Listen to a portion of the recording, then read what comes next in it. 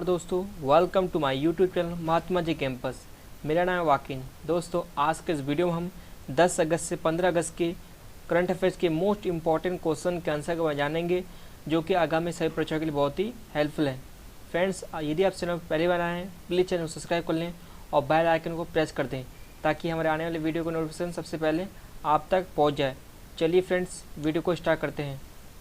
आज का पहला क्वेश्चन है, प्रधानमंत्री नरेंद्र मोदी ने 8 अगस्त 2020 को राष्ट्रीय स्वच्छता केंद्र का उद्घाटन निम्न में से किस शहर में किया है? तो फ्रेंड्स का राइट आंसर है ऑप्शन सी, दिल्ली में। चलिए फ्रेंड्स आगे बढ़ते हैं। दोस्तों इस क्वेश्चन इंपॉर्टेंट बन सकते हैं। दोस्तों बात करें, प्रधानमंत्री नरेंद्र मोदी ने राष्ट्रीय राजधानी दिल्ली में स्वच्छ भारत अभियान के तहत बनाए गए राष्ट्रीय स्वच्छता केंद्र का उद्घाटन किया है। दोस्तों राष्ट्रीय स्वच्छता केंद्र के उद्घाटन के मौके पर प्रधानमंत्री मोदी ने बच्चों से संवाद किया है और उन्हें स्वच्छता की लड़ाई में अपनी सेना बताया है। महात्मा गांधी को समर्पित राष्ट्रीय स्वच्छता केंद्र की प्रधानमंत्री ने सबसे पहले घोषणा 10 अप्रैल 2017 को गांधी जी के चंपारण सत्याग्रह के 100 वर्ष पूरे होने के मौके पर की थी। चलिए फ्रेंड्स आगे बढ़ते हैं। आज का सेकंड क्वेश्चन, श्रीलंका में निम्न में से किसने चौथी बार देश के प्रधानमंत्री के रूप में शपथ ली है? तो इसका फ्रेंड्स राइट आंसर हो जाएगा ऑप्शन ए, महिंदा राजपक्षे। चलिए फ्रेंड्स आगे बढ़ते हैं और इस क्वेश्चन के इम्पोर्टेंट फैक्ट देखते हैं। फ्रेंड्स बात करें इस क्वेश्चन इम्पोर्टेंट फैक्ट की, तो श्रीलंका पीपल्स पार्टी यानी कि SLPP के 74 वर्षीय नेता महिंदा राजपक्षे ने 9 अगस्त 2020 को चौथी बार देश की प्रधानमंत्री के रूप में शपथ ली है और महिंदा राजपक्षे के छोटे भाई और श्रीलंका के राष्ट्रपति गोतबया राजपक्षे ने उन्हें प्रधानमंत्री पद की शपथ दिलाई है। चलिए फ्रेंड्स आगे बढ़ते हैं। आज का क्वेश्चन नंबर थर्ड, हाल ही में किस राज्य सरकार ने अगले क्षेत्र से खुद का शिक्षा बोर्ड बनाने की आज का क्वेश्चन नंबर थर्ड, हाल ही में किस राज्य सरकार ने अगले सत्र से खुद का शिक्षा बोर्ड बनाने की घोषणा की है? तो फ्रेंड्स का राइट आंसर हो जाएगा ऑप्शन बी, दिल्ली सरकार ने। चलिए फ्रेंड्स आगे बढ़ते हैं और इस क्वेश्चन रिगार्डिंग अन्य फैक्ट देखते हैं।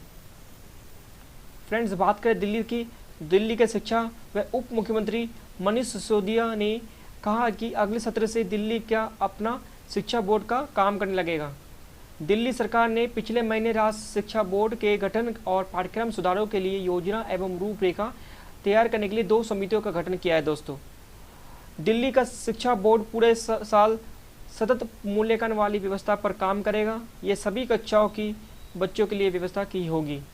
चलिए फ्रेंड्स आगे बढ़ते हैं। आज का क्वेश्चन 4, किस राज्य के कोझिकोड में एयर इंडिया के विमान हादसे में 2 पायलट सहित लगभग 18 लोगों की मृत्यु हो गई है? तो फ्रेंड्स का राइट आंसर हो जाएगा ऑप्शन ए, केरल में।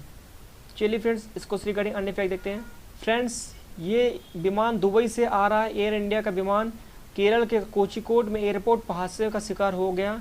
भारी बारिश के चलते रनवे पर पानी भरा था और लैंडिंग के समय विमान फिसलकर लगभग 50 फीट गहरी खाई में जाकर गिरा। हादसे में 2 पायलट समेत 18 लोगों की मौत हो गई। विमान में चालक दल के सदस्यों समेत 190 लोग सवार थे। केरल के मुख्यमंत्री पिनराई विजयन ने विमान हादसे में मारे गए प्रत्येक यात्री के परिजनों को 10 लाख रुपए का मुआवजा देने का घोषणा किया है। चलिए फ्रेंड्स आगे बढ़ते हैं। आज का क्वेश्चन 5, विश्व जैविक ईंधन दिवस निम्न में से किस दिन मनाया जाता है? तो इसका फ्रेंड राइट आंसर हो जाएगा ऑप्शन बी, 10 अगस्त को। चलिए फ्रेंड्स आगे बढ़ते हैं और इसको रिगार्डिंग अन्य फैक्ट देखते हैं। दोस्तों विश्व जैविक ईंधन दिवस प्रत्येक साल 10 अगस्त को मनाया जाता है। विश्व जैविक ईंधन दिवस प्रतिवर्ष जैव खनिज तेल की उपयोगिता के संबंध में जागरूकता के लिए मनाया जाता है। चलिए दोस्तों आगे बढ़ते हैं। आज का क्वेश्चन 6, किस राज्य में पहला रेशम प्रशिक्षण एवं उत्पादन केंद्र स्थापित किया जाएगा? तो उसका राइट आंसर हो जाएगा ऑप्शन डी, अरुणाचल प्रदेश। चलिए दोस्तों आगे बढ़ते हैं। दोस्तों इस क्वेश्चन रिगार्डिंग अन्य फैक्ट बन सकते हैं। खादी और ग्रामोद्योग आयोग ने अरुणाचल प्रदेश राज्य में रेशम के प्रशिक्षण एवं उत्पादन केंद्र की स्थापना का निर्णय लिया है। इस केंद्र को सितंबर 2020 के पहले सप्ताह में लॉन्च किया जाएगा। चलिए फ्रेंड्स आगे बढ़ते हैं। आज का क्वेश्चन नंबर 7, किस देश के प्रधानमंत्री हसन दियाब ने हाल ही में इस्तीफा की घोषणा की है? तो इसका राइट आंसर हो जाएगा ऑप्शन ए लेबनान। चलिए फ्रेंड्स आगे बढ़ते हैं। क्वेश्चन रिगार्डिंग अन्य फैक्ट बन सकते हैं।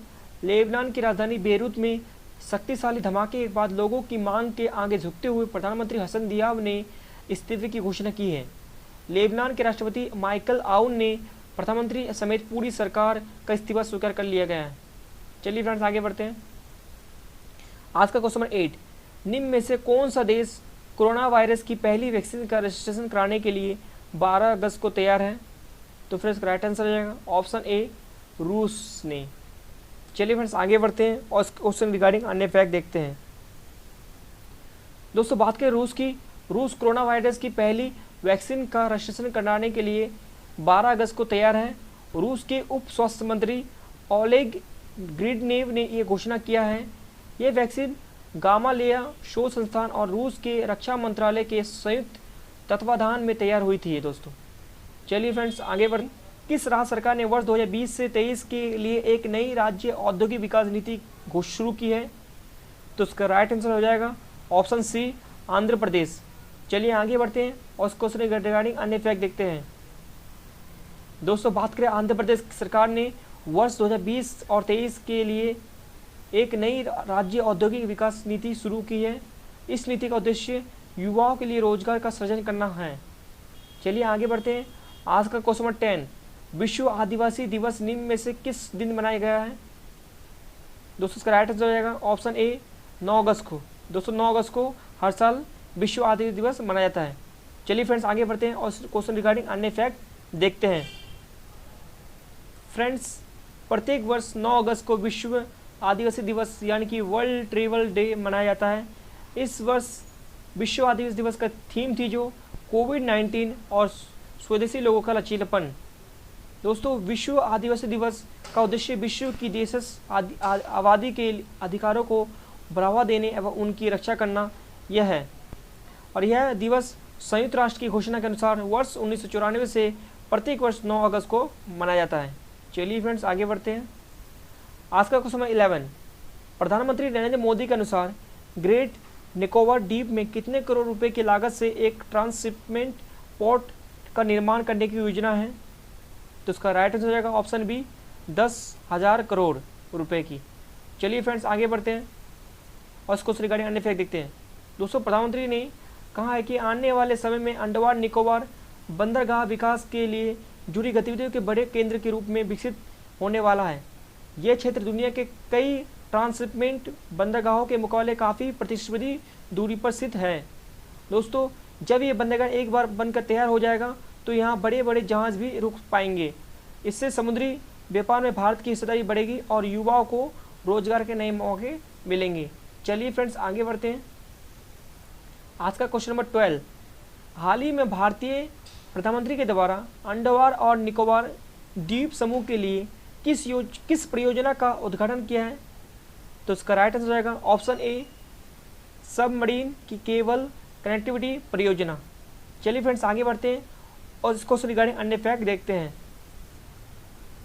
दोस्तों बात करें प्रधानमंत्री के अनुसार अंडमान और निकोबार द्वीप समूह अपने सामरिक महत्व के कारण समुद्री और स्टार्टअप हब के रूप में विकसित होने जा रहा है।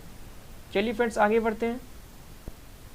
आज का क्वेश्चन नंबर 13, किस राज्य सरकार ने इंदिरा वन मितान योजना के शुभारंभ की घोषणा की है? तो इसका राइट हो जाएगा ऑप्शन सी छत्तीसगढ़ सरकार ने। चलिए फ्रेंड्स आगे बढ़ते हैं और उसको रिगार्डिंग अन्य फैक्ट देखते हैं। दोस्तों बात करें छत्तीसगढ़ के मुख्यमंत्री भूपेश बघेल ने स्वदेशी लोगों के अंतर्राष्ट्रीय दिवस की पूर्व संध्या पर इंदिरा वन मितान योजना के शुभारंभ की घोषणा की है। यह छत्तीसगढ़ के वनवासियों का समर्थन करने और आत्मनिर्भरता हासिल करने की पहल है। इस योजना का उद्देश्य छत्तीसगढ़ के अनुसूचित क्षेत्रों के 19 लाख परिवारों को स्वरोजगार के अवसर उपलब्ध कराना है। इस योजना के फल देने वाले वृक्षों और औषधीय पौधों के रोपण को प्रोत्साहित करने के लिए है। चलिए आगे बढ़ते हैं। आज का क्वेश्चन नंबर 14, अंतर्राष्ट्रीय युवा दिवस निम्न में से किस दिन मनाया जाता है? तो उसका राइट आंसर जाएगा ऑप्शन डी 12 अगस्त को। चलिए फ्रेंड्स आगे बढ़ते हैं और इस क्वेश्चन रिगार्डिंग अन्य फैक्ट देखते हैं। दोस्तों बात करें प्रत्येक साल 12 अगस्त को अंतर्राष्ट्रीय युवा दिवस यानी कि इंटरनेशनल यूथ डे मनाया जाता है। साल 1999 में संयुक्त राष्ट्र महासभा की सिफारिश के बाद पहली बार 12 अगस्त 2000 को अंतर्राष्ट्रीय युवा दिवस मनाया गया था। युवा दिवस का मुख्य उद्देश्य सामाजिक, आर्थिक और राजनीतिक मुद्दों को लेकर तमाम अन्य विषयों पर युवाओं की भागीदारी और उनके विचारों पर चर्चा करना है। इस साल विश्व युवा दिवस की जो थीम थी दोस्तों, वैश्विक कार्य के लिए युवाओं की भागीदारी। दोस्तों याद रखना, और इंग्लिश में मीनिंग है youth engagement for global action. चलिए फ्रेंड्स आगे बढ़ते हैं। आज का क्वेश्चन 15, विदेश मंत्रालय के संयुक्त सचिव मनीष प्रभात को किस देश में भारत के अगले राजदूत के रूप में नियुक्त किया गया है? तो इसका राइट आंसर हो जाएगा ऑप्शन ए, उज्बेकिस्तान में। चलिए आगे बढ़ दोस्तों, इसके रिगार्डिंग अन्य फैक्ट बन सकते हैं। चलिए देखते हो कौन कौन फैक्ट बन सकते हैं। दोस्तों विदेश मंत्रालय के अनुसार संयुक्त सचिव मनीष प्रभात को उज्बेकिस्तान में भारत के अगले राजदूत के रूप में नियुक्त किया गया है। विदेश मंत्रालय के अनुसार 13 मार्च 2019 को संतोष झा को उज्बेकिस्तान गणराज्य में भारत के अगले राजदूत के रूप में नियुक्त किया गया था। इसके पहले संतोष झा भारत के दूतावास वाशिंगटन डीसी यूएसए के उप प्रमुख के रूप में काम कर रहे थे। मनीष प्रभात अब संतोष झा की जगह लेंगे। चलिए आगे बढ़ते हैं। आज का question 16, Indian council for research on international economic relations के नए चेयरमैन के रूप में नियुक्त में से किसे नियुक्त किया गया है? तो उसका राइट आंसर हो जाएगा ऑप्शन बी, प्रमोद भासिन को। चलिए आगे बढ़ते हैं और उसके रिगार्डिंग अन्य फैक्ट देखते हैं। दोस्तों Indian council for research on international economic Reliance के नए चेयरमैन के रूप में प्रमोद भासिन को नियुक्त किया गया है। Pramod Bhasin G capital India and Asia के पूर्व अध्यक्ष और सीईओ रह चुके हैं। वे पेशे से चार्टर्ड अकाउंटेंट हैं और उन्होंने इसकी डिग्री इंग्लैंड और वेल्स से ली। वे Shri Ram college of commerce के छात्र रहे हैं। चलिए आगे बढ़ते हैं।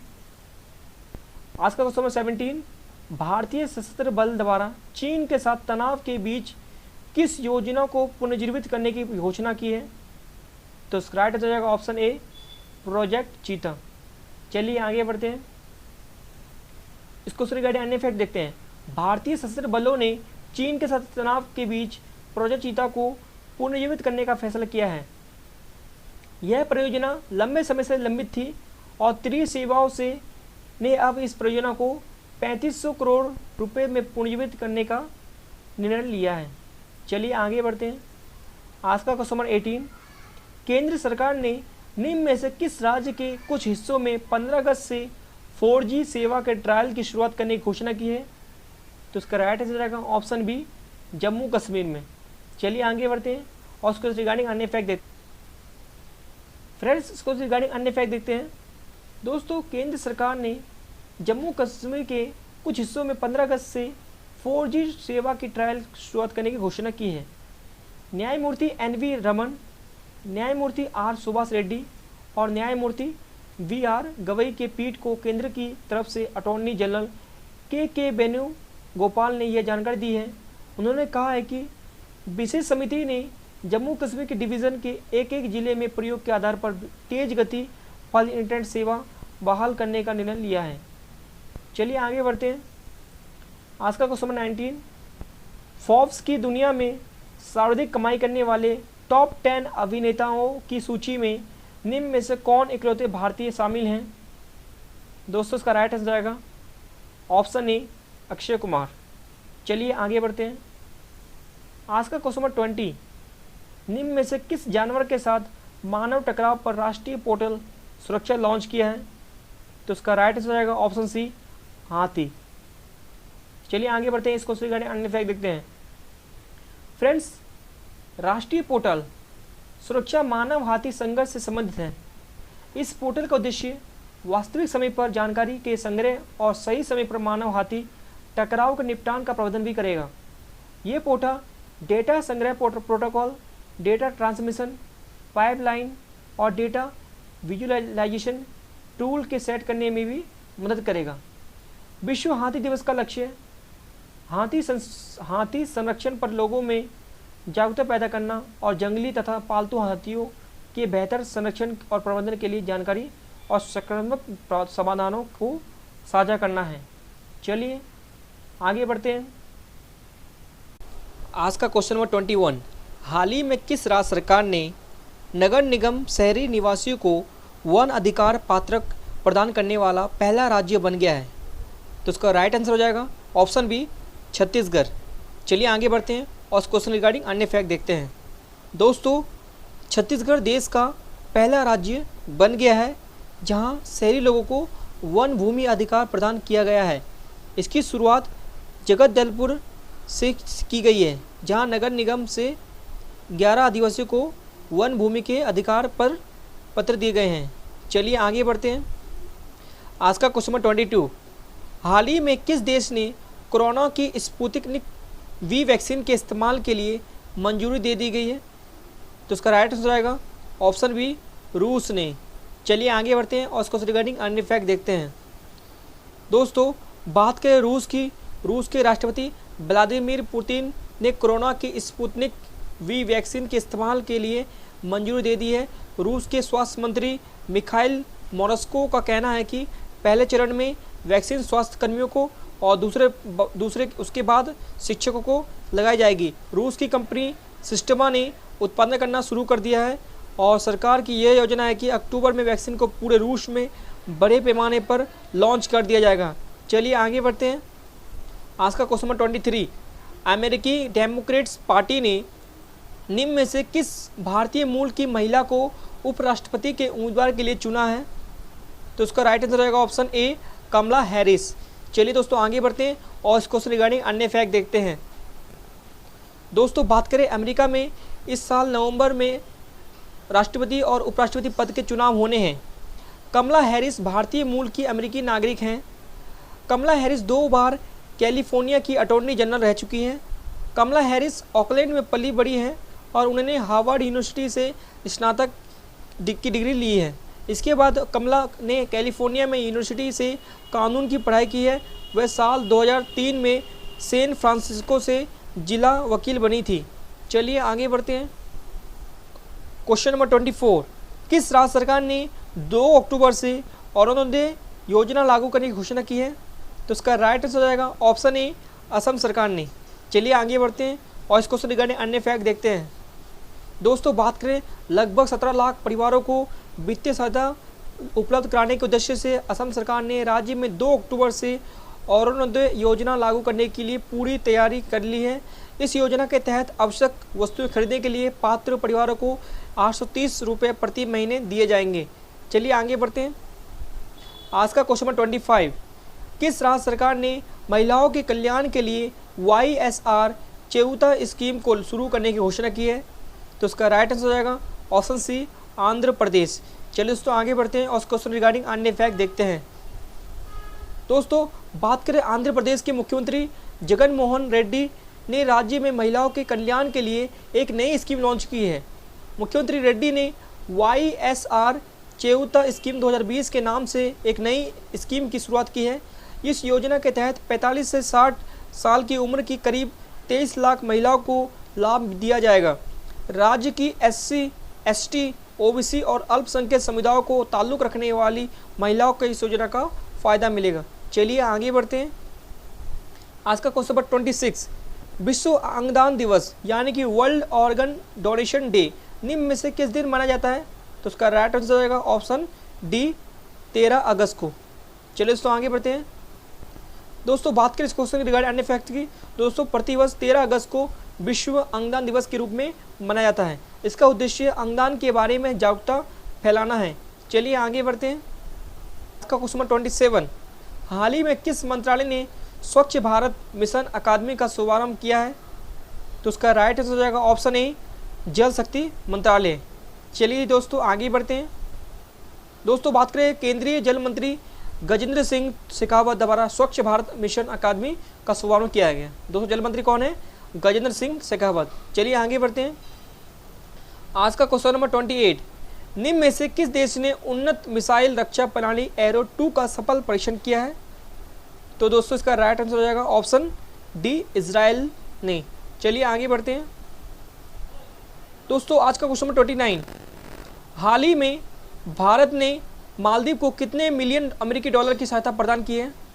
दोस्तों इसका राइट आंसर होगा ऑप्शन सी, 500 मिलियन अमेरिकी डॉलर। चलिए आगे बढ़ते हैं। दोस्तों बात करें भारत के विदेश मंत्री एस जयशंकर ने घोषणा की कि भारत सरकार मालदीव को 100 मिलियन अमेरिकी डॉलर का अनुदान और 400 मिलियन अमेरिकी डॉलर का ऋण प्रदान करेगी। इस धनराशि का उपयोग कनेक्टिविटी परियोजनाओं के लिए किया जाएगा। चलिए दोस्तों आगे बढ़ते हैं। आज का क्वेश्चन नंबर 30, हाल ही में ट्रैफिक सिग्नल पर फीमेल आइकन का इस्तेमाल करने वाला भारत का पहला शहर कौन बन गया है? दोस्तों इसका राइट आंसर रहेगा ऑप्शन ए बम्बई शहर। चलिए आगे बढ़ते हैं। आज का क्वेश्चन नंबर 31, हाल ही में सेल का अगला अध्यक्ष किसे चुना गया है? दोस्तों इसका राइट आंसर हो जाएगा ऑप्शन ए सोमा मंडल को। चलिए दोस्तों आगे बढ़ते हैं और इस क्वेश्चन रिगार्डिंग अन्य फैक्ट देखते हैं। दोस्तों बात करें सेल की तो दोस्तों इसकी फुल फॉर्म क्या है? तो दोस्तों steel authority of India limited इसकी फुल फॉर्म है। और दोस्तों इसकी स्थापना कब हुई थी? तो हुई थी 1954 को। दोस्तों बात करें इसके हेडक्वार्टर की, वो कहाँ है दोस्तों?